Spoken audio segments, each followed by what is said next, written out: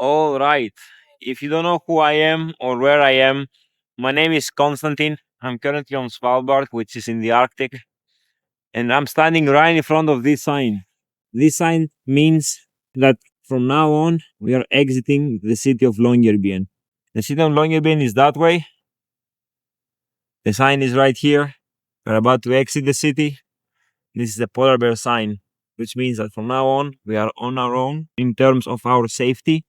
It's good to have a rifle with you or mandatory because that can be your ticket back home. You never know. But it's also good to have some other systems in place other than the rifle because this is the last way of dealing with the situation, pure violence. So it's good to have some other systems in place. But today's mission is to show a bit of what I do, not from the position of the expert, but in case of something happens, we are both on the same page, and by that I mean me and you who are watching. So, in case you were wondering why do people have rifles on them, it's the polar bear that this has to be dealt with in case it attacks you. Time to half load my rifle. Okay, so we are at the sign where we are supposed to half load a rifle. This right here is a rifle. So one very important rule when you're dealing with rifles is to always treat them like they're loaded. And by that I mean you don't point on anyone. This part right here is the muzzle. This should never point on any human or object or animal you wish to kill or destroy. So if something is important to you, this part right here, you never point it over someone. You always point it either up or on the ground. So it's up to you if you want to keep the people around you or the animals alive or the objects intact and all this kind of things. So yeah, don't do this. Don't point this on anyone. Don't do anything stupid. So in order to half load your rifle, you have to get to a knee position like so. Here is fine. And you basically have to place all the bullets, which can be 4 or 5. In our case, can be 4. All the bullets inside this space right here.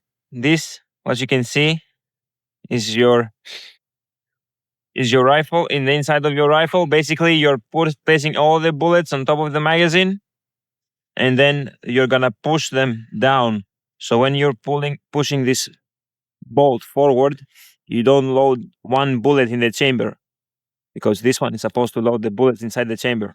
So that's what we are going to do right now. We are basically gonna check where our bullets are right here. I'm gonna take 4. 4 are fine, and we're gonna place them. As always, remember this one is pointing towards that direction. Doesn't point on anyone. It's pointing that direction. So you're gonna do it like so. And now we're gonna press all the bullets down. My fingers are frozen. And then I'm just gonna demonstrate how it is. You can see all the bullets are down, and then basically can check if you want to and see that there are no bullets inside. So like so. And one very important thing, because we're going out there, the safety must be off. If it is on, it means that I cannot shoot. In our case, it's gonna be off. So now it's not working because I have to pull the trigger, like so. Nothing happens because there's no bullet inside the chamber. If I do this movement right here, right now, like this, and push it forward, I'm gonna push one of the bullets inside the chamber with this one. This is the bolt. So in our case, what I'm gonna do is I'm gonna push them also again back downwards, and then, damn, my fingers are frozen. Then I'm gonna push them downwards, and then in she goes. Now there's no bullet in there. This one should never be on. Never. Keep it off. That's how you half load the rifle.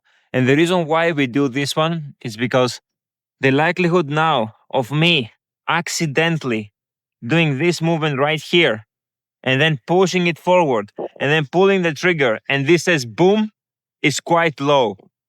So the likelihood of me having one bullet inside the chamber and the only thing I have to do basically is move this guy right here and pulling the trigger That is something that can easily happen, and that can cause very, very serious trouble. And we do not want this one to cause trouble. So that's it for now. There is nobody here. It's almost 11 o'clock, 11 p.m., and there is nobody here.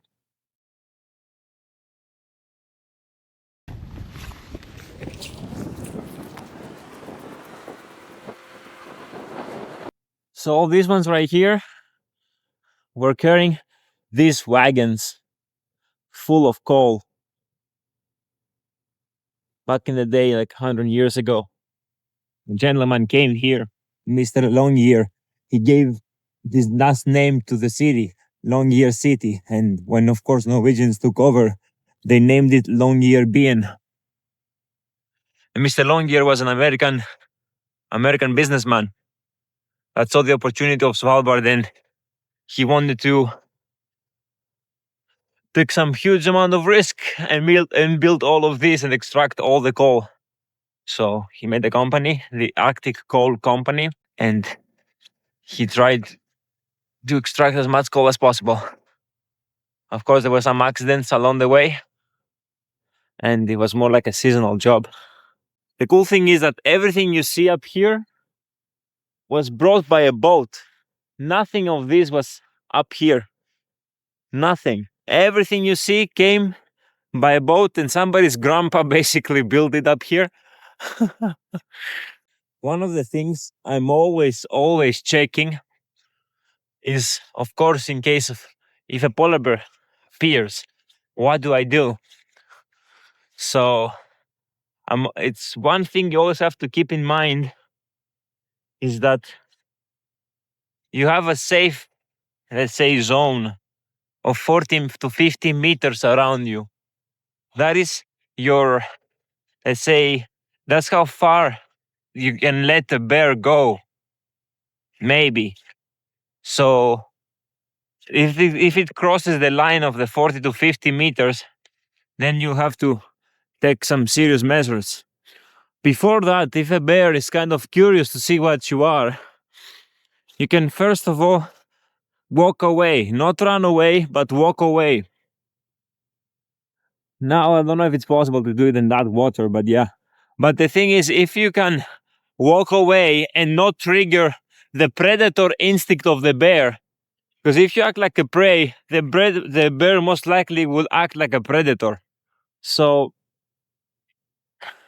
if you run away, most likely the bear will also start chasing you, because it will get the signal that you are the prey, food.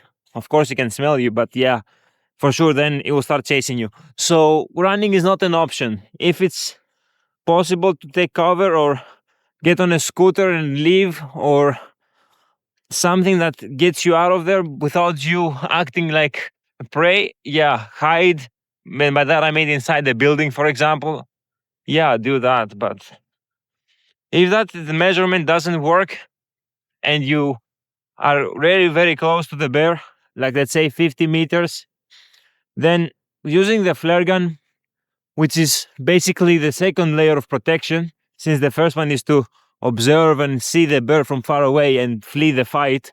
If that fleeing the fight doesn't work and you have to scare the bear away, because it's better to scare it off and scare it good than just kill it. If the flare gun is not the best option for you because the bear is quite close to you, then this one is the last option. Okay, let's see what we have for dinner. Somebody's trash. No. Okay. Caramels out.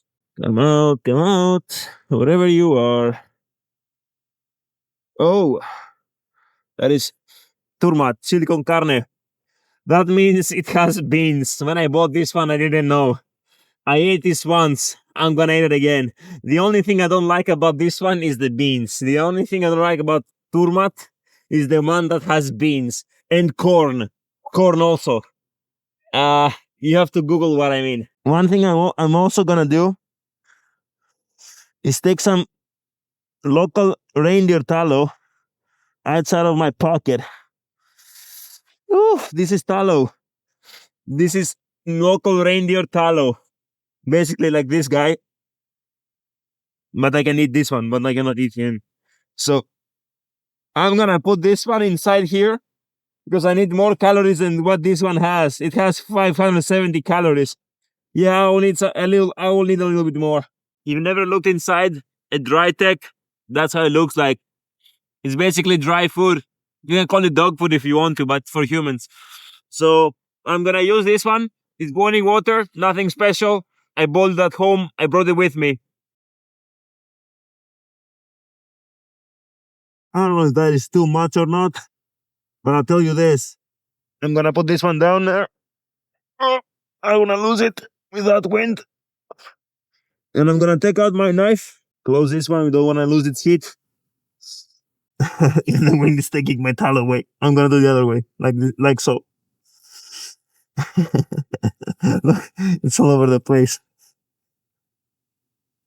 Now we make it more like Arctic chili con carne. Woohoo! Get this boy inside also. Let's say I should leave it for a while. I just want to mix it a little bit. Okay.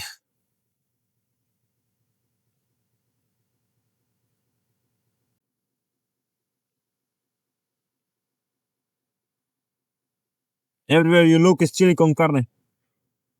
So, Arctic chili con carne. The chili con carne from the real Turmat with with an addition of reindeer fat / reindeer tallow. So, let's see how it is.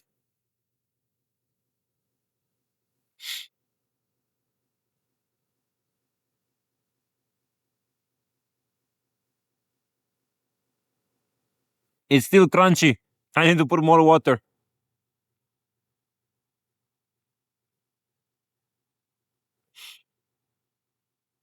It's so windy. I have to literally hold it, otherwise it will go away.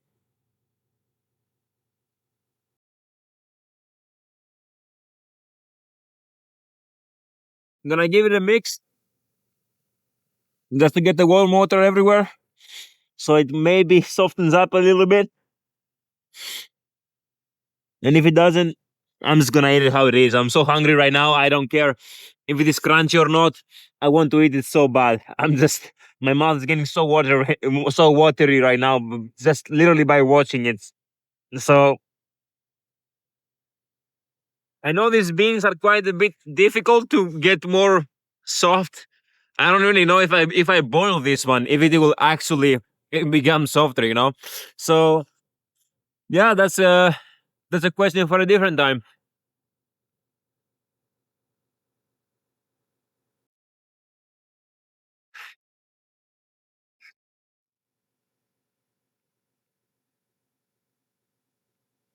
It's still kind of crunchy, but I don't care.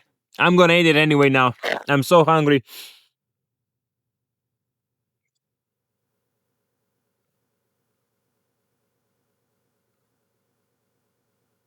As for the time, take a look.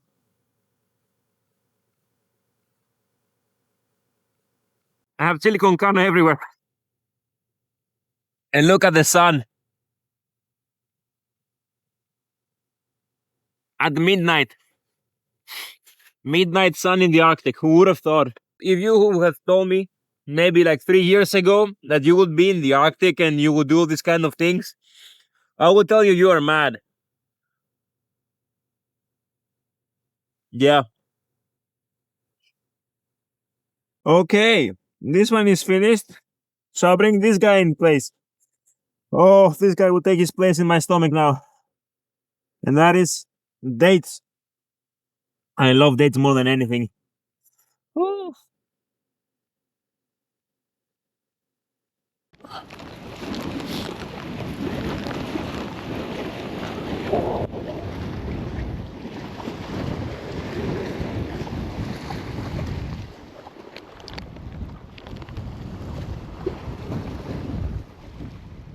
Do you see these hills over there?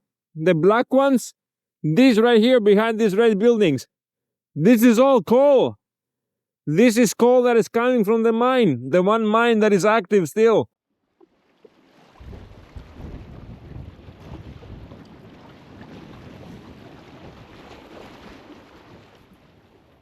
Can you see all these domino looking, how do you call them, towers right here? Can you see these domino looking towers right here? These ones were carrying the coal to the city from the mines back in the day. One more thing, do you know how we do the dishes here? Clean. Last thing before I go, I'm gonna make 1 cup of tea.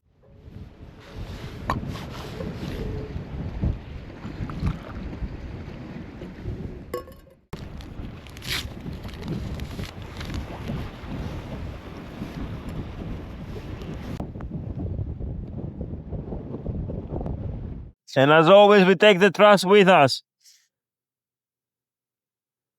We don't leave anything behind. Anything that was not here doesn't have to go to the ground. You can take it with us. Cheers.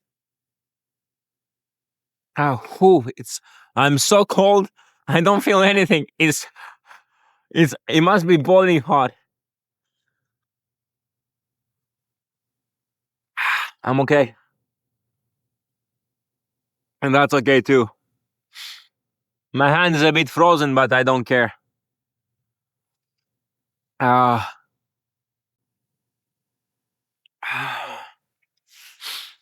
think it's time to go. So yeah, out we go.